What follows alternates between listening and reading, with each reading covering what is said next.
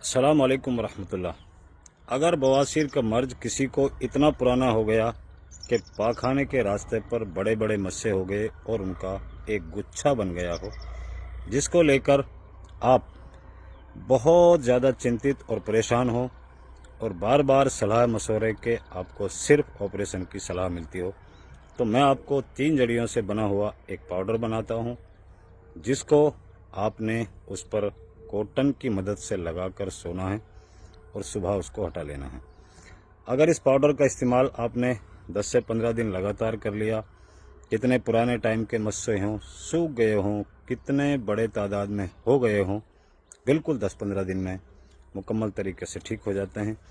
और इसी के साथ साथ 3 जड़ियों की मदद से एक आपको सफ़ूफ बताता हूँ, जो आपको सुबह शाम दोनों टाइम 2-2 ग्राम की मिकदार में खाना है और ऐसी बड़ी बीमारी से आपको लास्ट 10 से 15 दिन के अंदर अंदर छुटकारा हासिल कर लेना है।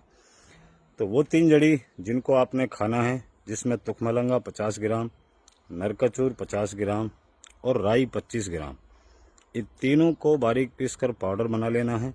2-2 ग्राम की खुराक आपने सुबह शाम ताज़ा पानी के साथ इस्तेमाल करना है। इसके अलावा लगाने वाला जो पाउडर है वो भी सिर्फ 3 जड़ियों से तैयार है। उसमें आपको कलवंजी 10 ग्राम, कुटकी 10 ग्राम और इंद्रानी की जड़ 10 ग्राम, इन तीनों को सेम क्वांटिटी में लेकर इनका पाउडर बनाना है। पाउडर बनाने के बाद में आपने 2 ग्राम पाउडर को किसी साफ कोटर पे डाल देना है और उस कॉटन को आपने पाखाने के रास्ते पर यानी मस्सों पर बने हुए गुच्छों में लगा देना है और रात भर इसको किसी ऐसी बैंडेड या पट्टी से आप बांध लें जो रात भर अपनी जगह ना छोड़े और सुबह इसको हटा दें।